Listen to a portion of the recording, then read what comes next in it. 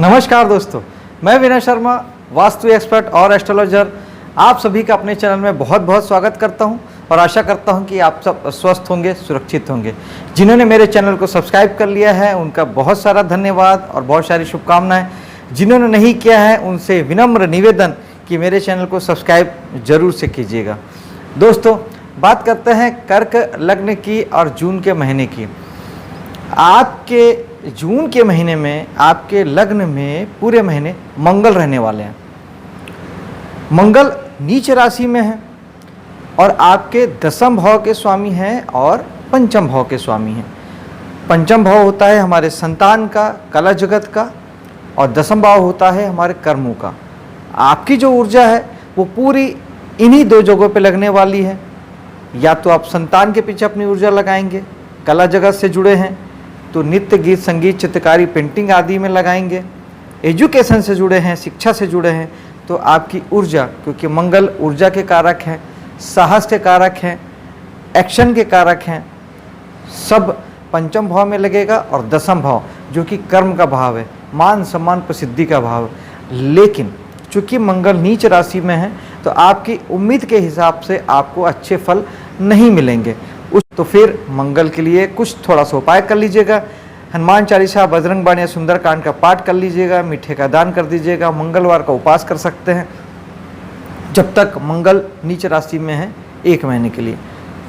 आपके लग्न में ही शुक्र भी विराजमान है, वो भी पूरे महीने रहने वाले हैं। शुक्र आपके एकादश भाव के स्वामी हैं तो आप इस महीने दोस्तों यारों के साथ और समाज के कामों में बहुत आगे बढ़ चढ़ के हिस्सा लेने वाले हैं। सामाजिक गतिविधियों में हिस्सा लेने वाले हैं। किसी सामाजिक संस्था से जुड़ के आप बहुत सारा कुछ आप करने वाले हैं और दोस्तों यारों के माध्यम से आपके घूमने फिरने का प्रोग्राम भी बन सकता है। थोड़ा सा मौज मस्ती भी आपको हो सकती है। और दूसरा, आप मकान और वाहन आदि को लेके भी बहुत सारी ऊर्जा लगाने वाले हैं, ध्यान देने वाले हैं। मकान को लेके, वाहन को लेके, खासतौर पर शुक्र जो हैं स्वयं वाहन के कारक हैं और चौथे के स्वामी हैं तो वाहन के डबल कारक हो गए। चौथा भाव भी वाहन का होता है तो इस महीने बहुत संभावना है कि आप कोई नया व्हीकल, नया वाहन खरीद सकते हैं, मकान का रिनोवेशन कर सकते हैं या नया मकान खरीदने की योजना बना सकते हैं। स्त्री जाति का इसमें बहुत महत्वपूर्ण योगदान रहेगा। जो पुरुष हैं उनके लिए उनकी जो श्रीमती जी हैं उनके प्रभाव से आप काफ़ी हद तक इन चीज़ों का निर्णय करेंगे। आगे बढ़ते हैं, सेकंड भाव में धन भाव की ओर जाते हैं। धन भाव के स्वामी सूर्य पहले 15 दिन एकादश भाव में रहेंगे, यानी आपके दोस्तों यारों और समाज सोसाइटी से आपको लाभ की प्राप्ति या धन की प्राप्ति हो सकती है। यही सूर्य 15 तारीख के बाद आपके 12वें भाव में चले जाएंगे, तब आपको लाभ की जो प्राप्ति है वो विदेशों से होगी। विदेशों से जुड़ के अगर आप कोई काम करते हैं तो वहाँ से होगी। आप हॉस्पिटल उद्योग से जुड़े हैं तो वहाँ से हो सकती है। इन्वेस्टमेंट करेंगे तो वहाँ से आपको फ़ायदा होगा। और अगर आप ये सब कुछ नहीं करेंगे तो उस स्थिति में आपका पैसा खर्च हो सकता है पिता के पीछे या सरकारी कामकाज के पीछे कुछ पैसों का आप खर्च कर सकते हैं। तीसरे भाव में आते हैं, स्वामी हैं बुध। बुध इस महीने 3 राशियों में, 3 भावों में गोचर करने वाले हैं। सर्वप्रथम तो वो आपके दसम भाव में रहेंगे 6 तारीख तक।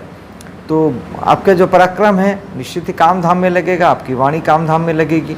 उसके बाद ये बुध चले जाएंगे 7 तारीख को आपके एकादश भाव में। तो 7 तारीख से लेकर 24 तारीख तक आपकी ऊर्जा लगने वाली है दोस्तों के साथ, समाज के कामों में और लाभ की प्राप्ति की इच्छा से आप दोस्तों के साथ काफ़ी एंजॉय करने वाले हैं, घूमने फिरने वाले हैं, अपनी ऊर्जा आप वहाँ लगाने वाले हैं।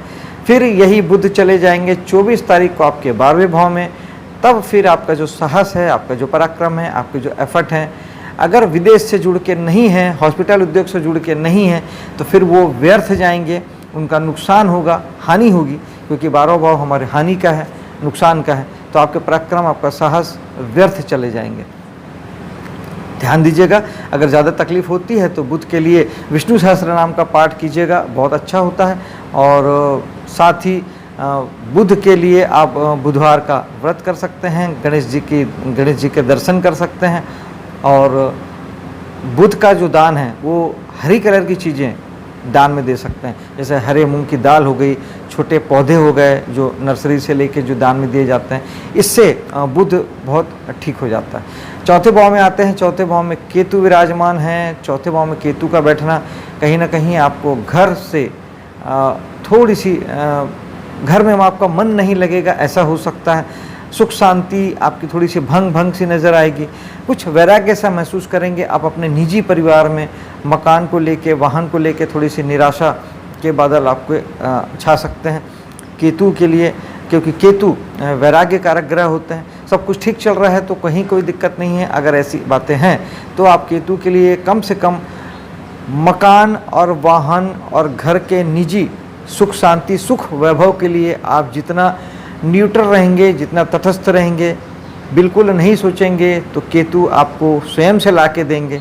और आप अगर प्लानिंग करेंगे मकान को लेके, वाहन को लेके, निजी परिवार को लेके, सुख साधन संपत्ति वैभव सुख शांति को लेके जितना आप विचार करेंगे उतना चीज़ें आपसे दूर जाएगी।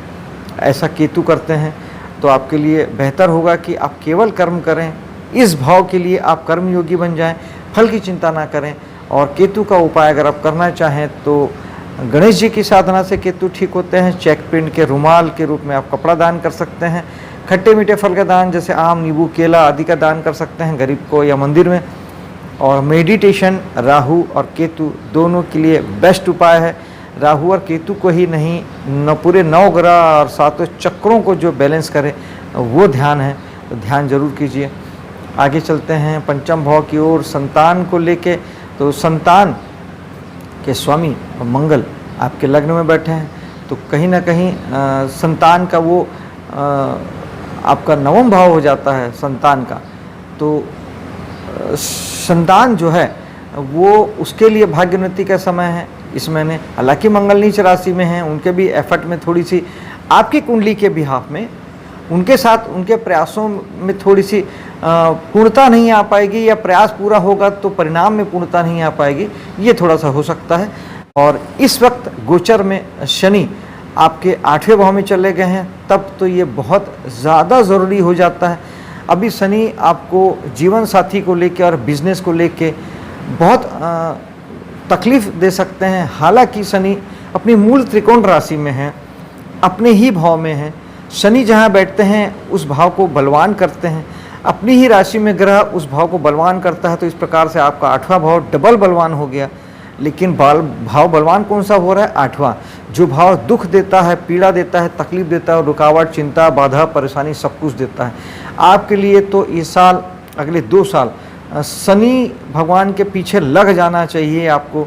आप नीचे तबके के लोगों की सेवा ज़बरदस्त करें, शनि की चीज़ों का दान करें, काले कपड़े, काले चीज़ों वस्तुओं का दान करें, और बहुत आपको डिवोशन दिखाना पड़ेगा। 7वां भाव यानी जीवन साथी और बिजनेस के प्रति आपको बहुत लगना पड़ेगा, पूरे त्याग समर्पण के साथ आपको लगना पड़ेगा। बहुत मेहनत आपको करनी पड़ेगी, आपको जूझना पड़ेगा, नहीं तो आपको तकलीफ आएगा। क्योंकि शनि बेसिक रूप से हमारे कर्म के कारक हैं, अनुशासन के कारक हैं। लापरवाही नहीं चलेगी। बिजनेस और जीवन साथी और बिजनेस पार्टनर को लेके आपको बहुत सारी ऊर्जा आपको लगानी पड़ेगी।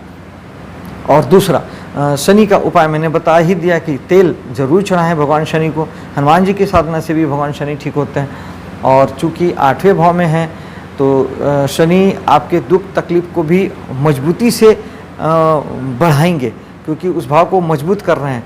तो कहीं ना कहीं आपको चाहिए कि आप मेडिटेशन जरूर करें, क्योंकि हमें जब भी दुख तकलीफ पीड़ा होती है, वहाँ से जो मेजर रूप से हमें मानसिक रूप से जो बल मिलता है, हम उससे जो लड़ पाते हैं, हम जो निकल पाते हैं, वो केवल मेडिटेशन से संभव है। मेडिटेशन जरूर करें। मैं सबको बार बार ये कहता हूँ, ध्यान ज़रूर करें। यूट्यूब से सीखें, कहीं से भी सीखें। एक विधि को पकड़ें। 108 विधियाँ ध्यान की है, जिसे भगवान शंकर ने माँ पार्वती को बताया है। कोई भी एक विधि आपके लिए हो सकती है, आप करके देखें। और भाग्य की ओर चलते हैं। भाग्य के स्वामी बृहस्पति 10वें भाव में है, यानी कि निश्चित ही आपके 10वें भाव को भाग्य भाव आपके कंट्रोल कर रहा है, आपके पिता कंट्रोल कर रहे हैं, आपके धर्म गुरु कंट्रोल कर रहे हैं। यानी आपका कर्म कहीं ना कहीं अभी पिता से प्रभावित होगा और भाग्य प्रभावित कर रहा है। अर्थात आप कर्म करेंगे तो निश्चित ही भाग्य के साथ सहयोग आपको बहुत अच्छा मिलेगा। हालांकि यहाँ पर राहु भी विराजमान हैं और अक्टूबर तक राहु यहाँ रहेंगे, तब तक ये गुरु चंडाल का योग बनाएंगे। यानी बृहस्पति गुरु हैं जो हमें ज्ञान से नवाजते हैं, राहु चंडाल हैं जो कि हमें वहाँ से भटकाते हैं। राहु भटकाव है, राहु एल्यूजन है, राहु भ्रम है, राहु अनैतिकता है, राहु दुर्भाग्य है। लेकिन अगर आप कुछ विदेशों से जुड़ के अगर आप काम करते हैं, इंटरनेट से जुड़ के काम करते हैं, तो फिर यही राहु आपके लिए फ़ायदेमंद साबित हो जाएंगे। राजनीति के कारक भी राहु होते हैं, राजनीति में वो सफलता दे सकते हैं। और राहु का दान जरूर करते चलिएगा। सूखा नारियल बहते जल में 20-25 रुपये का नारियल आता है, महीने में 2 बार कम से कम और 4 बार करें तो बहुत अच्छा है। आप शनिवार के दिन बहते जल में सूखा नारियल बहाएं तो ये राहु का भी उपाय हो जाता है। चाय कॉफ़ी बहुत दोस्तों को पिलाइए, ये भी राहु का उपाय है। आप अगर लगातार दोस्तों को चाय कॉफ़ी पिलाते हैं तो लगातार राहु का उपाय होता ही रहता है, क्योंकि राहु हमेशा किसी न किसी भाव में तो रहेंगे ही रहेंगे और वहाँ गड़बड़ करेंगे ही करेंगे। राहु की ऊर्जा बहुत अच्छी ऊर्जा होती है, लेकिन इसे इस्तेमाल अब तब कर पाएंगे जब आप मेडिटेशन करेंगे। मेडिटेशन करेंगे तो आपको ये समझ में आएगा कि किस दिशा में ऊर्जा लगाना है, मेहनत किस दिशा में करना है। और एक चीज़ और, दशम के राहु आपको काम से भटका सकते हैं। आप जो काम कर रहे हैं उसमें आपका मन नहीं लगेगा, आपको हर दूसरा काम, दूसरे के द्वारा किए जाने वाला काम आपको बड़ा प्रभावित करेगा कि वो काम अच्छा है, वो काम अच्छा है, मैं ये कर लेता हूँ, मैं वो कर लेता हूँ। जो काम आप कर रहे हैं उसको छोड़ के आपको सारे काम खींचेंगे। ये राहु का भ्रम जाल है, इसमें ना फंसें। जो कर रहे हैं उसमें पूरी ताकत लगा दें। अक्टूबर तक जब तक राहु यहाँ पे हैं, पूरी ताकत जो काम कर रहे हैं उसमें लगा दें, सफलता आपके कदम चूमेगी। करके आप देख लीजिएगा। आगे बढ़ते हैं। एकादश भाव में सूर्य बुध की युति है, तो निश्चित ही सूर्य बुध की युति सफलता और मान सम्मान देती है। तो आपके दोस्तों यारों के साथ में, समाज सोसाइटी के स्थान पे आपको मान सम्मान सफलता भी मिलेगा और लाभ की प्राप्ति से किए गए कामों में भी बुध 7 से 24 तारीख तक आपको सफलता देंगे, क्योंकि पराक्रम के स्वामी भी बुध हैं और 12वें के स्वामी भी बुध हैं। 12वां भाव आपके एकादश भाव पे अब अधिकार करना चाहता है, यानी खर्च, दोस्त यार और समाज सोसाइटी के पीछे आपके कुछ खर्चे भी संभव हैं या कुछ नुकसान भी हो सकता है, क्योंकि 12वां भाव नुकसान का होता है। और आगे चलते हैं। बुध के लिए मैंने बता ही दिया था आपको कि क्या करना है। और अंत में 12वें भाव में आते हैं। 12वें भाव में फिर वही बुध 24 तारीख के बाद आएंगे। आखिरी के 1 हफ्ते में वो आपको पराक्रम यानी तीसरे भाव के संबंध में आपके साहस और पराक्रम की वजह से आपको कुछ नुकसान उठाना पड़ सकता है। और सूर्य यहाँ पर हैं 15 तारीख के बाद, तो सूर्य कुछ पैसों का अपव्यय आपसे करा सकते हैं। पिता के पीछे कुछ पैसे खर्च हो सकते हैं, काम धाम के पीछे हो सकता है, कुछ सरकारी कार्यक्रमों में कुछ आपके पैसे खर्च हो सकते हैं। और सूर्य, चूँकि सूर्य को जल देना एक बहुत अच्छा उपाय है। आप सूर्य को जल दीजिएगा तो इस सारे फलों में आपकी बहुत हद तक कमी आ जाएगी। और गेहूं का दान सूर्य का दान होता है। अगर ऐसा कुछ आप महसूस करें 15 तारीख के बाद कि आपके पैसों का ज़्यादा अपव्यय हो रहा है, खर्च हो रहा है, तो आप गेहूं का दान भी प्रत्येक रविवार को कर सकते हैं। दोस्तों, आपके लिए मेहनत सुबह सफल हो, इसी कामना के साथ मैं अब आपसे विदा लेता हूं। मेरे वीडियो को लाइक शेयर कीजिएगा, मेरे चैनल को सब्सक्राइब कीजिएगा। मिलता हूं आपसे अगली वीडियो में, तब तक के लिए जय हिंद।